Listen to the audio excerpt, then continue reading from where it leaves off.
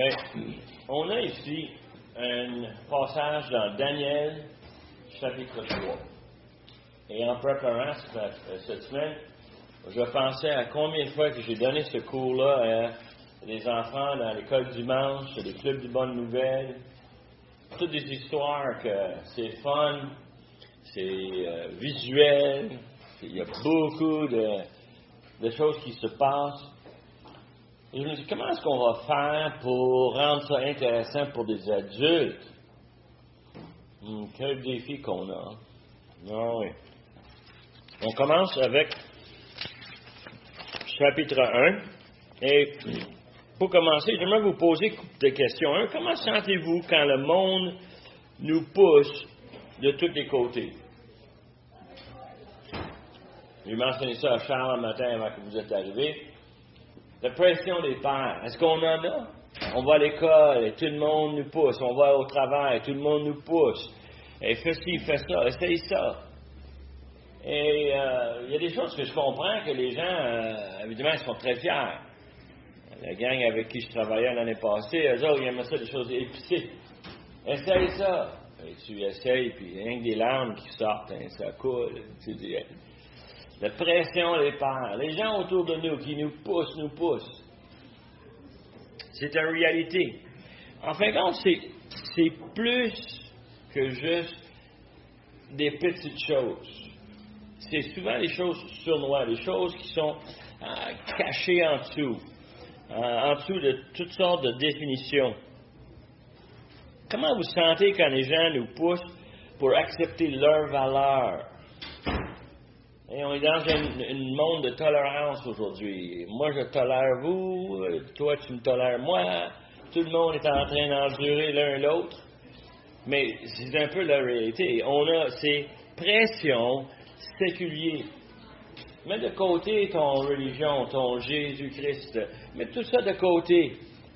Pourquoi? Parce qu'on est dans un monde séculier. On n'en a pas besoin de religion. On n'a pas besoin de ça. Et on a toutes sortes de personnes qui ont toutes sortes de religions. Tu veux voir le débat. Le débat est présent dans le monde aujourd'hui. Toutes sortes de valeurs sexuelles qui sont vraiment dures à prendre. Surtout quand on connaît ce que Dieu veut. Quand on sait ce que Dieu a mis dans la parole, il nous a instruit, il nous a inculqué un comportement. Et aujourd'hui, n'importe quoi passe.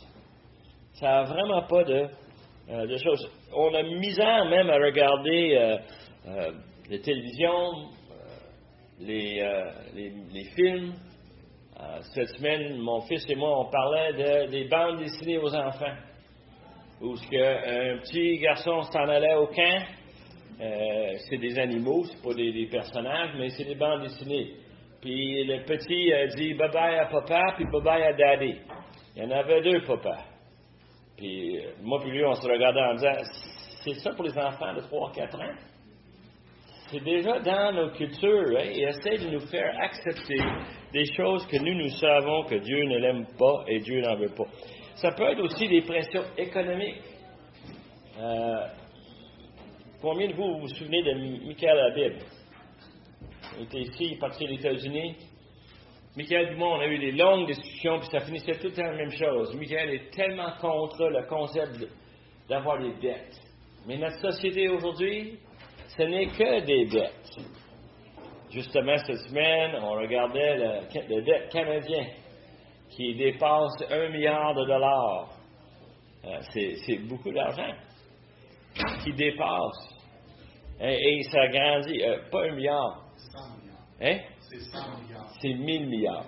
995 milliards de dollars. Incroyable, hein? Mais c'est les dettes. Nos gouvernements ont des projets, puis ça coûte de quoi? Moi, j'étais curieux de savoir combien d'intérêts qu'ils payaient là-dessus. Et puis, en faisant des recherches, j'ai découvert qu'en 2025, nous avons payé comme Canadiens, nous avons payé 95 milliards de dollars en intérêts. Et tu peux voir comme notion. Moi, quand je me suis marié, j'ai marié une femme qui est très économe, et elle m'a dit, on ne paye jamais d'intérêt.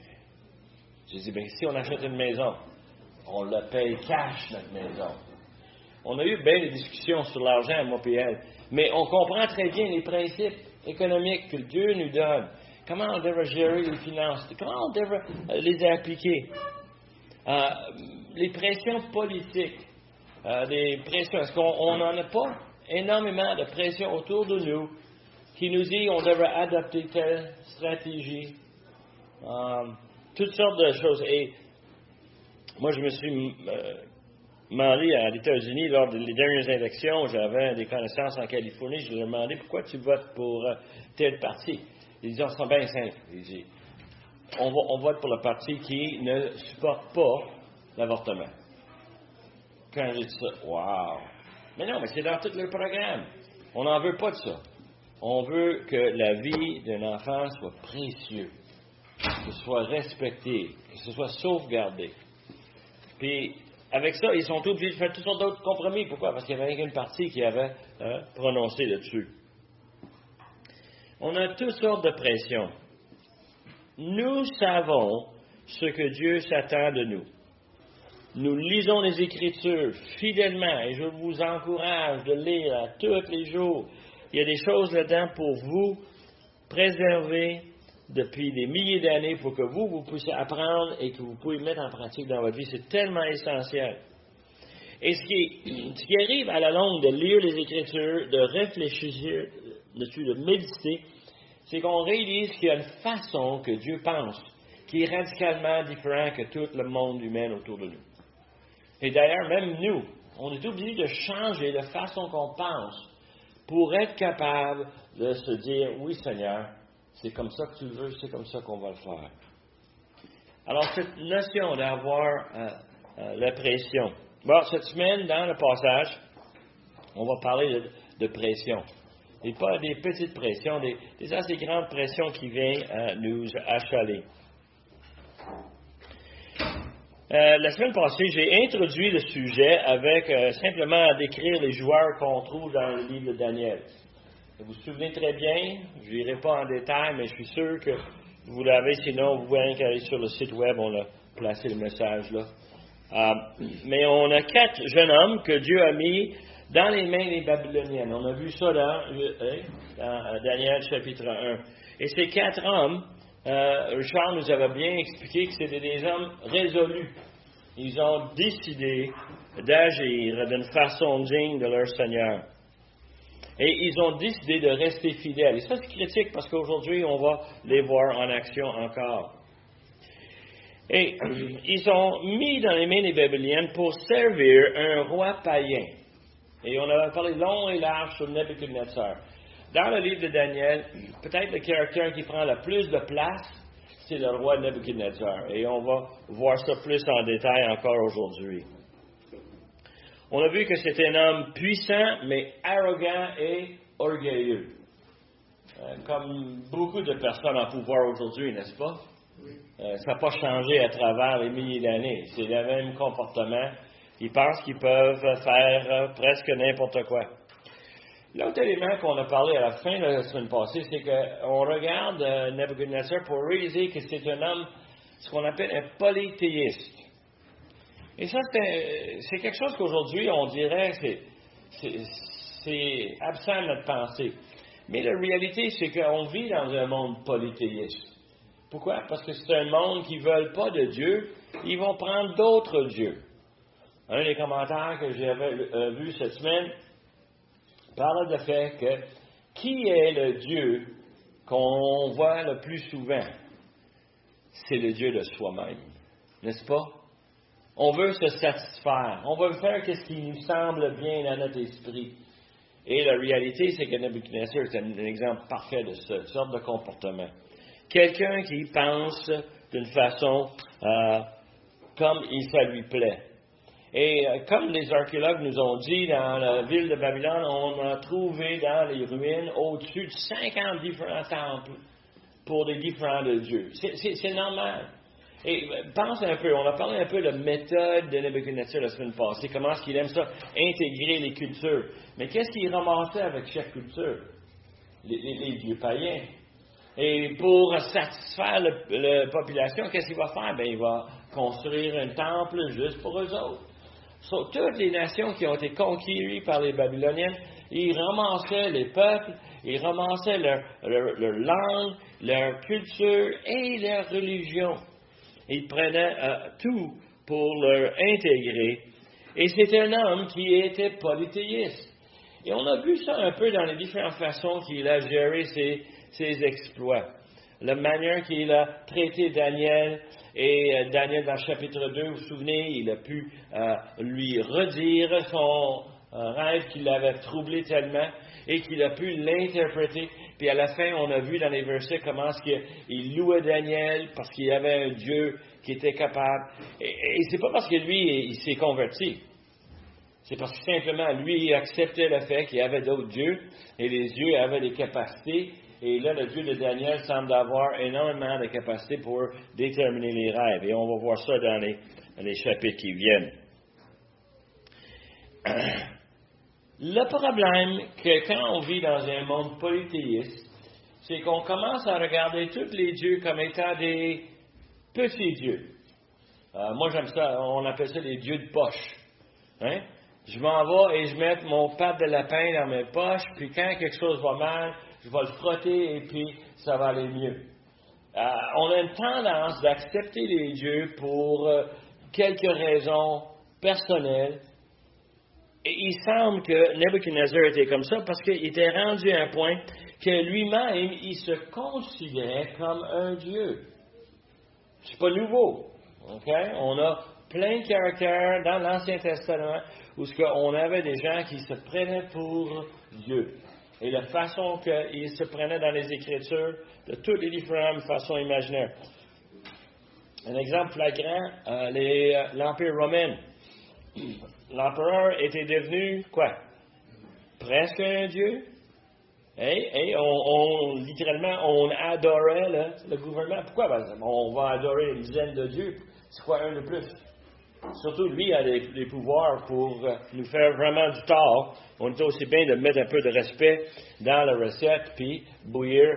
Et pour avoir justement ces gens-là qui étaient pris avec la puissance, orgueilleux, et puis ensuite, il se prend pour un autre. Mais il y a un autre élément que j'ai ressorti la semaine passée, et je le ramène, et on va le ramener à maintes et maintes reprises. Le roi Nebuchadnezzar était ici en Babylone pendant combien de temps? 70 ans. Dans 70 ans, pensez un peu, c'est le temps que ça prend pour amener Juda de leur pays, de leur amener en captivité comme Dieu l'avait annoncé comme châtiment. Et alors Dieu a soulevé les Babyloniennes, il a placé Nebuchadnezzar dans un rôle très spécifique, celui qui était pour agir comme juge sur le peuple d'Israël. Mais après les 70 ans, et vous vous souvenez, la semaine passée, on a couvert ça, après les 70 ans, Israël est retourné. Qu'est-ce qui est arrivé à Babylone? On l'a détruit. Les Mèdes et les Perses sont arrivés, et on va voir ça dans chapitre 6, 7. Et on va voir ça en action. Et on va voir comment est-ce que c'est un rôle que Nebuchadnezzar avait. Et on se souvient comment est-ce que Jérémie se plaignait, Habakkuk qui se plaignait. Comment ça se fait que tu prends des gens si méchants pour nous punir? Et la réponse de l'Éternel était bien simple. Il dit, c'est pas que parce que moi j'ai choisi le monde le plus pire, c'est que je vais leur châtier eux aussi. Et c'est ça qui est arrivé à l'Empire babylonien. Après 70 ans, évaporé et parti. Now, quel avertissement pour nous, même aujourd'hui, quand on voit ces caractères-là, Dieu veut nous voir comme dans un monde qui est païen, un monde qui est idolâtre, un pays dans lequel nous, on est habitués, on est exposés dans une culture et il faut qu'on apprenne à dire non. Comme Daniel et ses 3 compagnons ont refusé la bouffe, ils ont refusé la bouffe du roi en chapitre 1, même chose ici. Là. On a des hommes qui ont pris des résolutions et ils l'ont gardé. Et nous, on est dans un monde, dans un pays, dans des emplois, avec des gens qui sont comme Nebuchadnezzar, ils sont orgueilleux, ils sont arrogants, il ne reconnaît pas Dieu et ce que Dieu a fait.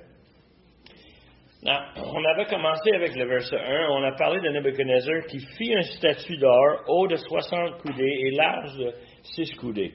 Il le dressa dans la vallée du Dura, dans la province de Babylone. Une statue. C'est-tu nouveau, ça? Pas du tout, hein? Pas du tout. Pour le fun, en préparant, moi j'ai fait une lecture sur les Égyptiens. Les Égyptiens aimaient ça bâtir, tout comme Nebuchadnezzar, ils aimaient ça bâtir des bâtiments, des temples, des statues, il y en avait plein. Dans le temple Abu Simbel, sur le fleuve le Nil, on a décidé de bâtir un barrage. Le barrage était pour inonder les ruines. Alors, les Nations Unies sont mis ensemble et ils ont budgété pour le déménager seulement quelques pieds plus loin, quelques mètres plus loin, mais à une hauteur où ils pouvaient visiter le temple sans être inondés par le barrage Aswan. Ça, c'est en 1968. Ramès, qui avait bâti ce temple-là initialement, s'est fait 4 trônes en avant. Les 4 trônes sont à peu près la même grandeur que les statues qu'on a vu Nebuchadnezzar construire. 90 coudées. Excuse-moi. 60 coudées. Un coudé, juste pour ceux qui ne savent pas. C'est vrai que dans l'ancien temps, ils n'avaient pas les tapes à mesurer qu'on pouvait acheter chez Rona. OK? So, eux autres, ils servaient d'une mesure, puis il y en a une mesure qui était, tant qu'à moi, pas très précis, mais un coudé, c'est du coude jusqu'au bout du doigt. Pour moi, ça, c'est 17 pouces et demi. Yves, probablement, même chose, je pense. Normalement, on dit à peu près 18 pouces. Qui veut dire que le statut à 60 coudées, on parle de quelque chose de 90 pieds dans les airs. C'est tout un statut. Non, le statut était fait en or. Il y a des débats parmi les commentaires en disant, est-ce que c'était vraiment fait 100% en or ou c'est-tu comme les cocos de Pâques, où ce qu'on a juste une coquille qui est en chocolat. Hein? C'est pas solide, hein? Tu fais toc, toc, toc, puis tu sais que c'est cru. Non, c'est un statut. C'était soit recouvert d'or ou c'était complètement or. Si c'était complètement d'or, c'était très dispendieux. L'or, dans ce temps-là, était difficile à obtenir. Ça coûtait très, très cher. Mais pour en faire un objet si grand, ça prenait tout un budget. Mais Nebuchadnezzar, il n'y a pas de problème. Lui, il a de l'argent. Lui, il peut faire ce qu'il veut faire. Et, verset 2, le roi Nebuchadnezzar fait convoquer un paquet de monde. On va les lire, mais pour nous, les francophones, on va trouver ça des mots un peu bizarres. C'est quoi les satrapes? Hein, ça, c'est des dirigeants d'un territoire, une région. Pense un peu comme un gouverneur dans une province. Quelqu'un qui est en charge d'un territoire spécifique.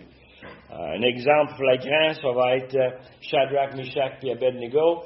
On a vu dans le chapitre précédent que Daniel a demandé à Nebuchadnezzar que ces 3 soient responsables de la province de Babylone. Ce fait-là vient toucher notre passage ce matin. Ensuite, les intendants, ça c'était les chefs militaires. Le terme original voulait dire quelqu'un qui est en charge des troupes. Ensuite, les gouverneurs qui sont des administrateurs. C'est celui qui s'occupe de l'administration civile du pays. Ensuite, il a invité des grands juges, des conseillers. On avait des trésoriers, des administrateurs financiers. On avait des jurisconsultes. Pour nous, là, c'est simple, c'est des avocats. Des gens qui savent la loi, qui savent comment on doit l'appliquer. Ensuite, on avait des juges légaux qui prenaient des décisions. On avait des magistrats des provinces. Et en fin de compte, ce que ça voulait dire, c'est tous les autres. Si on avait peur de manquer quelqu'un. On les a tous convoqués à venir à un événement spécial. Et cet événement était important, il fallait être là. Ça prenait que tout le monde soit là pour célébrer le service du roi Nebuchadnezzar. Tout le monde est venu, toutes les célébrités dans leur culture, tout le monde de l'influence, on les appelait tous pour venir et pour voir cette statue qui est là construite. Alors tout le monde se sont venus, verset 3, et verset 4, un héros crie à haute voix, « Voici ce qu'on vous ordonne, peuple, nation, hommes de toute langue. Au moment où vous entendrez le son de la trompette, du chalumeau, de la guitare, de la sambuc, du psalteron, de la cornemuse et toutes sortes d'instruments de musique, vous prosternez et vous adorez la statue d'or qu'a élevé le roi Nebuchadnezzar. » Alors, on a même la musique spéciale. Dans notre culture à nous aujourd'hui, on a de la musique, n'est-ce pas? De toutes les sortes. On a toutes sortes de musique sur les radios.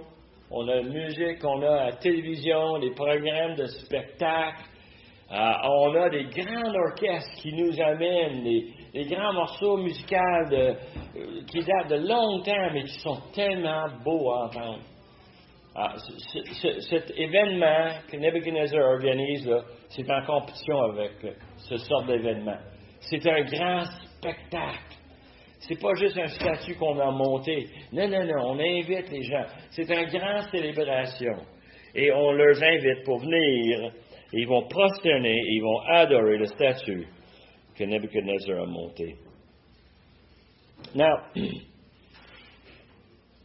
les historiens nous disent que dans les cultures païennes depuis on ne sait pas quand, ça faisait partie naturelle de l'adoration des différents idoles, des différents dieux païens, d'avoir des événements comme ça, des festins, des concerts, c'est rien de nouveau.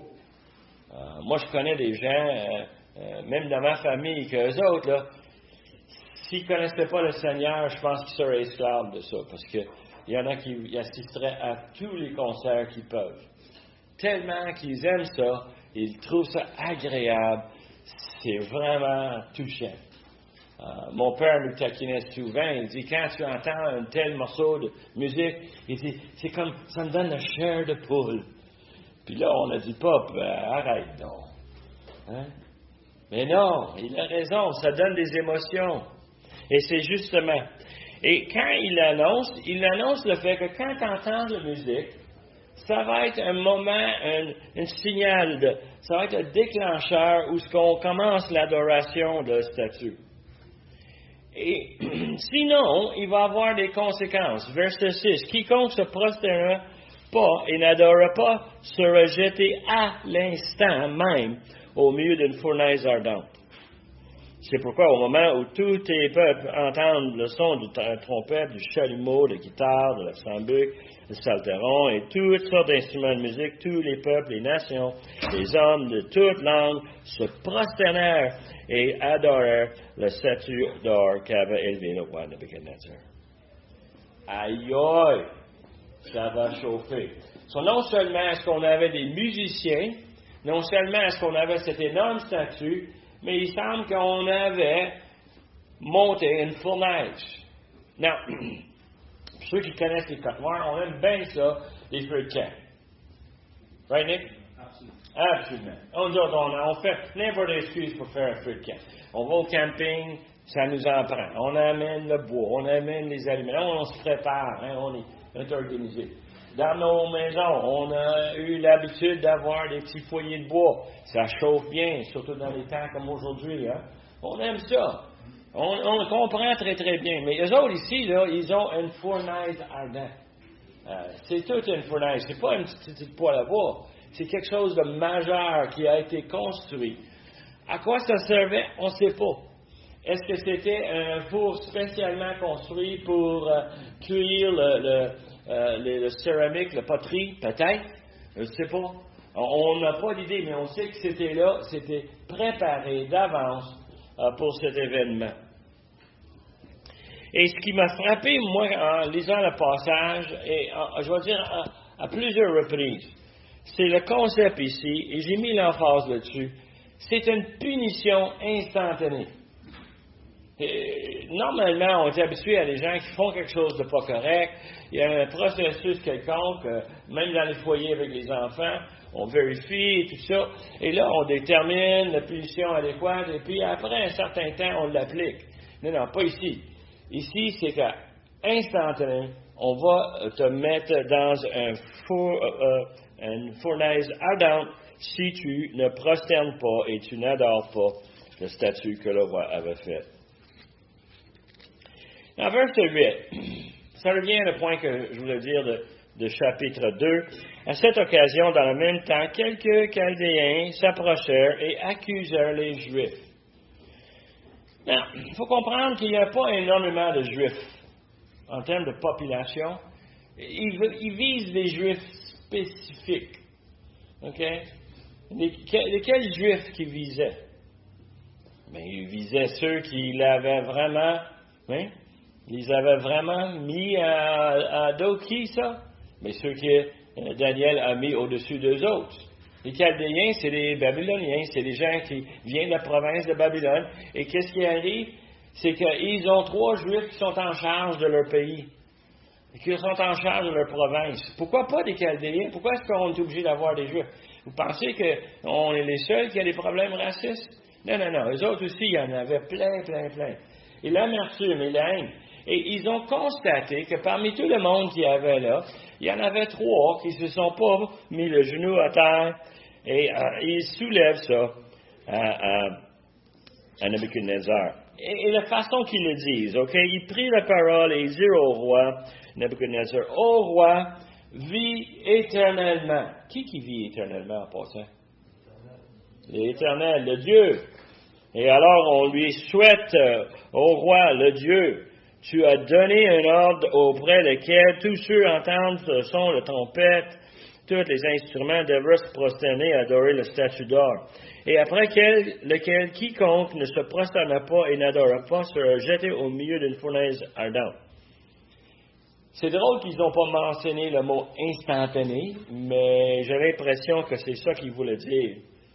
Or, il y a des Juifs que tu as remis l'intendance de la province de Babylone. Tiens, je te l'avais dit, hein? Ils ont un croc sur le cœur contre ces 3-là. Et ils veulent s'en débarrasser.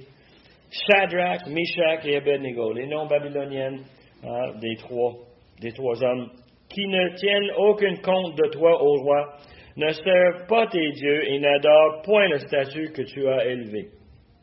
Ils sont jaloux. Très jaloux, hein? Et ils vont aller chercher leur vengeance.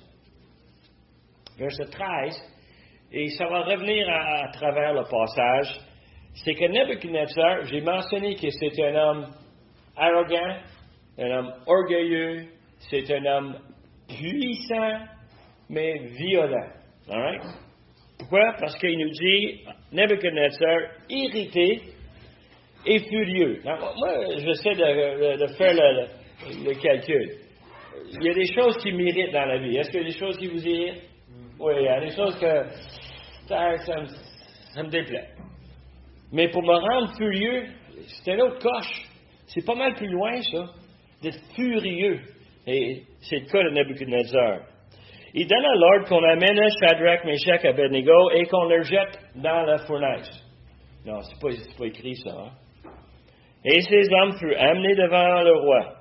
Nebuchadnezzar prit la parole et leur dit, est-ce de propos délibérés, Shadrach, Meshach et Abednego, que vous ne servez pas mes dieux et que vous n'adorez pas la statue or que j'ai élevée? Il est irrité et furieux. On sait qu'il est arrogant. On sait qu'il est orgueilleux. Mais le roi semble les respecter à tellement un point qu'il leur pose une question. La question comment je dis, c'est bien accouché, là.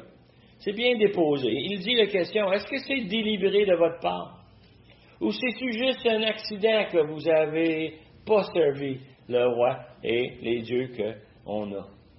Et il leur donne une chance de changer de tune. Moi, j'appelle ça la pression des pères, OK? On met de la pression sur ces trois-là. Pourquoi? Pour conformer à le comportement demandé, exigé de la part du roi.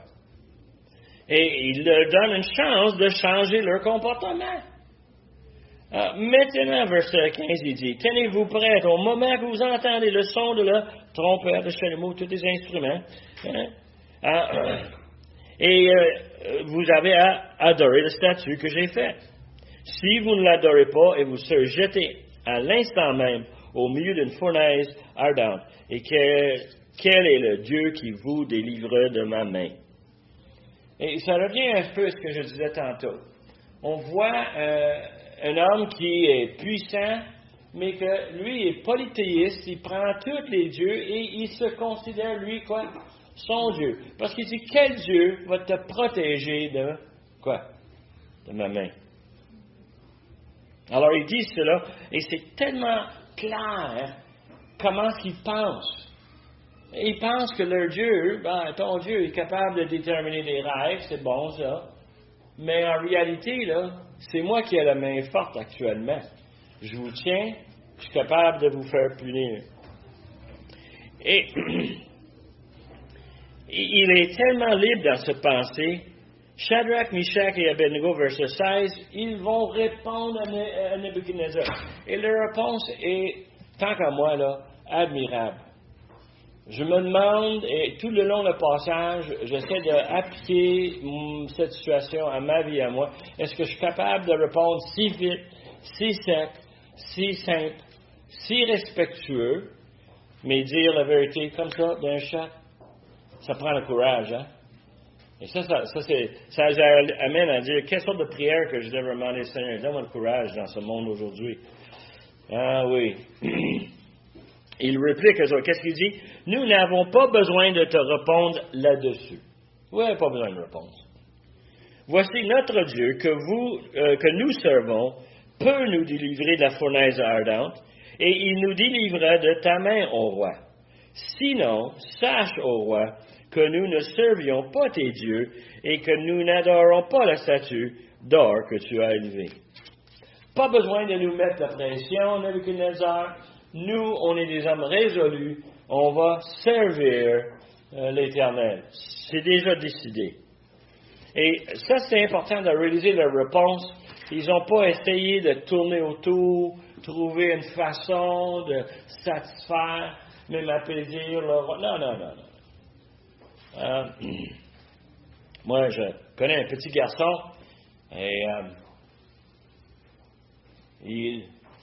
on lui demande de venir en dedans, de lâcher ses jouets, de venir manger. Un petit garçon, il n'arrête pas. On va le prendre par le collet, on l'amène dans la maison, on l'assied à la table. Il nous regarde en plein yeux en disant quoi? Je suis assis ici, là, mais dans mon cœur, je suis dehors, puis je joue encore. Hein? Il y a des façons de dire toutes sortes de choses pour apaiser les parents, apaiser le roi, le gouvernement. Mais la réalité, c'est qu'ils ont dit la vérité. Sur quoi, verset 19, Nebuchadnezzar fut rempli de fureur. Il n'est plus irrité, là. Maintenant, c'est la rage qui sort. Il changea de visage en tournant ses regards contre Shadrach, Meshach et Abednego. Le mot ici pour changer son visage. Je ne sais pas si vous êtes capable de changer votre visage. Peut-être un petit peu de maquillage, ça peut aider un peu, n'est-ce pas? Le rendre plus attrayant. On peut faire des... Ici, l'expression, là, c'est qu'il est venu rouge, il est venu fâché, tendu. On a quelqu'un qui est vraiment choqué. Et moi, j'en connais, parce que moi, j'aime ça taquiner mon épouse. C'est souvent la réaction que je cherche, c'est de le voir sauter pour dire « Ha ha, taquinage ». Mais ici, ça va aller mal. Il change de visage, il tourne le regard. il reprit la parole et ordonna de chauffer la fournaise 7 fois plus qu'il ne convenait de la chauffer. Puis il commanda à quelques-uns des plus vigoureux soldats de son armée de lier Shadrach, Meshach et Abednego et de leur jeter dans la fournaise ardente. Ces hommes furent liés avec leurs caleçons, leurs tuniques, leurs manteaux, leurs autres vêtements et jetés au milieu de la fournaise ardente. Ces hommes sont bien habillés. OK? Shadrach, Meshach et Abednego sont venus à l'événement. Ils étaient respectueux. Ils se sont habillés comme du monde. C'est pas une rébellion de leur part. C'est quand ça vient temps d'adorer un faux Dieu, non merci, on n'en fait pas. Et c'est important de réaliser comment est-ce qu'eux y agissaient. Now, il ordonna de chauffer la fournaise 7 fois plus, ce qui convient. Les commentaires, beaucoup de débats. Est-ce que le mot 7 fois, c'est un simple métaphore pour être midi le paquet? Ou est-ce que littéralement, ils avaient un thermomètre puis ils pouvaient dire, on va y booster ça à 7 fois la température normale? On ne sait pas. On sait quand même qu'il a mis très très chaud. Et les prochains versets vont nous montrer comment chaud que c'était. Petite question technique. Dans un foyer, fournaise, comment est-ce qu'on augmente la température? 2 éléments essentiels. Hein? Plus d'air, d'accord. Et deuxièmement, plus de carburant. Right. Et je vais te dire, le carburant, il y en a toutes les sortes. Un de mes fils peut te dire qu'on ne mette pas le gaz sur un feu de camp. OK? C'est pas un carburant très désiré parce que la réaction est nocive. Et d'ailleurs, c'est ça qu'on voit ici. Mets-y le stock. Booste-moi ça, cette fournaise. Moi, je suis vraiment choqué. C'est ça que Nebuchadnezzar dit. Booste-les pour qu'on puisse vraiment les faire mourir.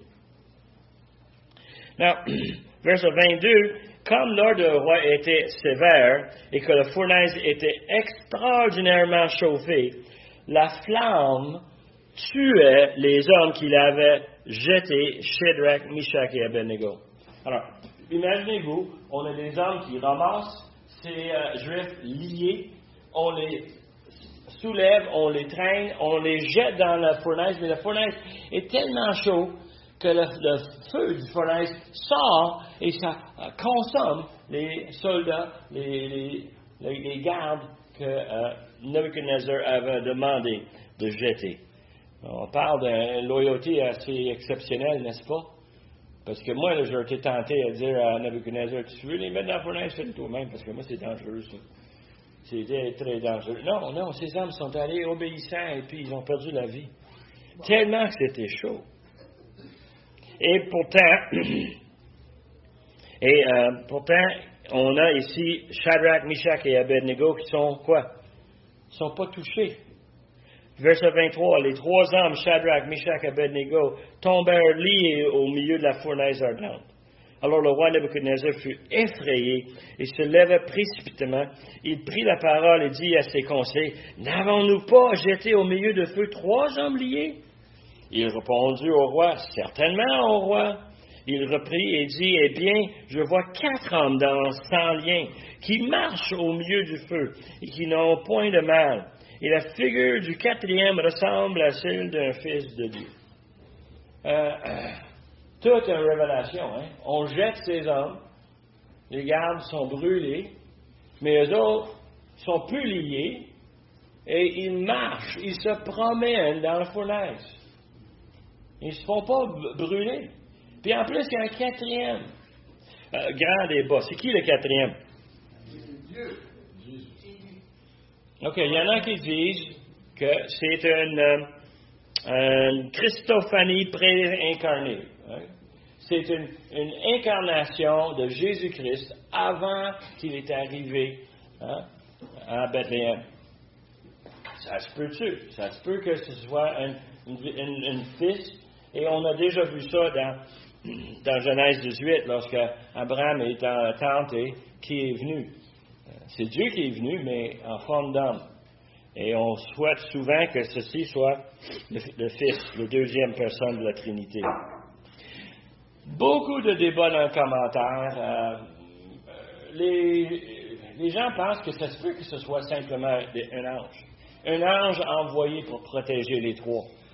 C'est pas louche comme idée non plus, n'est-ce pas? Et la réalité, c'est qu'on ne sait pas, mais on peut savoir quand on arrive au ciel, parce qu'on va voir Shadrach, Meshach et Abednego, puis on va dire, hey, c'était qui le quatrième avec toi, vous autres, dans la fournaise? On va savoir. Mais tu peux voir que les deux idées, ça passe bien. Ça pourrait être l'un, ça pourrait être l'autre. Ce qui est surprenant, c'est que Nebuchadnezzar le reconnaît, la quatrième personne, comme un fils de Dieu. Alors, où est-ce que lui aura vu un fils de Dieu? C'est une question. Mais lui, il semble distinguer une différence entre ses trois serviteurs et ce quatrième. Et ça, c'est important de reconnaître qu'il voit la différence. Alors, quand on voit ceci, on réalise très bien que Dieu les a protégés. Exactement comme ils avaient dit à Nebuchadnezzar. Notre Dieu est capable de nous protéger et de nous libérer de ta main. Alors, verset 26, Nebuchadnezzar s'approcha de l'entrée de la fournaise ardente. Et il prenait la parole et dit, Shadrach, Meshach, Abednego, serviteurs du Dieu suprême, sortez et venez. Et Shadrach, Meshach et Abednego sortirent du milieu du feu. Les satrapes, les intendants, les gouverneurs, les conseillers du roi s'assemblèrent et virent que le feu n'avait eu aucun pouvoir sur le corps de ces hommes, que les cheveux de leur tête n'avaient pas été brûlés, que leurs caleçons n'étaient point endommagés, que l'odeur du feu ne les avait pas atteints. Moi, j'ai déjà été témoin oculaire, j'ai vu quelqu'un passer proche dans le feu, et devine qu'est-ce qui brûle le premier? Les cheveux. Et c'était drôle parce que on connaît tous, on a tous des cheveux. Il y en a qui ont plus de cheveux que d'autres, là. Mais on sait qu'est-ce que ça a l'air, les poils, les cheveux, hein? Mais quand ça chauffe, ça vient tout rond. Et littéralement, ça fond avant de brûler. Et j'ai déjà vu ça sur un de mes enfants qui jouait dans le feu, et il s'est brûlé les soucis, et un peu de ses cheveux. Ça sentait brûler ce soir-là. Attends, hein? Le petit garçon barbecue. Hein? C'est ça que ça sentait. Hein? Une petite visite à l'hôpital, un peu d'onguent. Le Seigneur était gracieux envers nous. Mais l'idée, c'est que les gens, on a vu les trois dans une fournaise ardente, marcher, se promener là-dedans, et quand ils sortent, devine quoi? Ça sent même pas le boucan dans leur vêtement. Nous autres, tout notre vêtement sent le boucan. Nous autres, les feux de camp qu'on fait sont pas souvent parfaits, et des fois, là, on en a le boucan. Et on sait qu'est-ce que c'est. Et d'ailleurs, on recherche ça. Ça fait des sorties en camping, ça prend des marshmallows. Moi, quand j'étais petit garçon, mon père faisait un feu dans la cour en arrière de chez nous.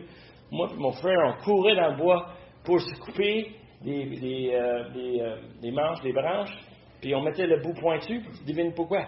Saucisse, un petit pain, et on mettait ça dans le feu. Ah, des hot dogs, des guimauves. Ah, on aime ça. On reconnaît ça. Et puis quand les autres ont vu Shadrach, Meshach et Abednego, ça n'a rien touché. Ils sentent même pas le boucan. Impressionnant. Alors, Nebuchadnezzar, verset 28, il prit la parole et dit, béni soit le Dieu de Shadrach, de Meshach et Abednego, lequel a envoyé son ange et délivré ses serviteurs qui ont eu confiance en lui et qui ont violé l'ordre du roi et livré leur corps plutôt que de servir et d'adorer aucun autre Dieu que leur Dieu. Voici maintenant l'ordre que je donne à tout homme, à quelque peuple, nation ou langue qu'il appartienne, qu'il parlera mal de Dieu de Shadrach, Meshach et Abednego sera mis en pièces, sa maison sera réduite en un tas d'immondices, parce qu'il n'y a aucun autre Dieu qui puisse délivrer comme lui. Après cela, le roi fit prospérer Shadrach, Meshach et Abednego dans la province de Babylone. Alors Nebuchadnezzar, après cet événement, il n'y a pas de choix, il fait demi-tour. L'homme orgueilleux est humilié par des serviteurs fidèles, mais fidèles à leur Dieu. Ce qui est intéressant, c'est qu'il donne gloire à Dieu. Et on a eu des discussions la semaine passée, je ne me souviens pas avec qui, mais on parlait du fait qu'on croit probablement, c'est Diane qui m'a parlé de ça, on croit que probablement Nebuchadnezzar est un enfant de Dieu. Et on a... À ce moment-là? Non. Mais à la fin de sa vie, on a des indices assez spéciaux.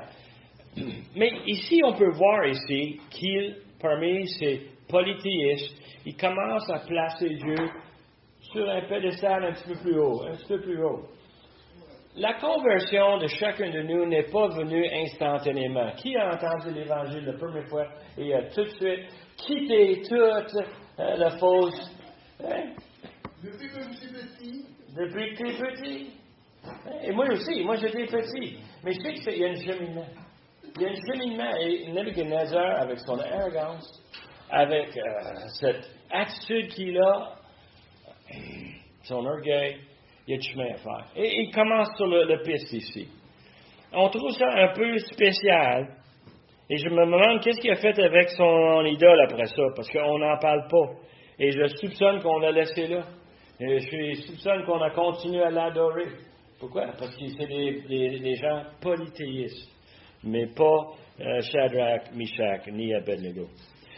Un des éléments qui n'est pas dans ce chapitre, et je n'ai pas de réponse pour vous, mais où est Daniel dans cette histoire-là? C'est lui qui la raconte, mais comment ça se fait qu'il n'est pas là? Et les commentaires, les différentes études disent probablement qu'il était une aide à Nebuchadnezzar qui avait dispatché à faire quelque chose ailleurs, qu'il n'était pas là. Je ne sais pas. S'il était là, moi je peux te gager que Daniel ne s'est pas mis à genoux pour lui donner la statue. Il n'est pas allé dans la foulaise, mais si Nebuchadnezzar l'aurait confronté, je suis sûr qu'il a fait pareil. Hein? C'est des hommes résolus à servir leur Dieu. Il parle de gens qui vont parler contre les Juifs. Et tu peux voir le thème qu'on a mentionné au commencement. C'était des hommes jaloux, des Chaldéens, des Babyloniens qui voulaient se défaire des trois. Et voici l'opportunité.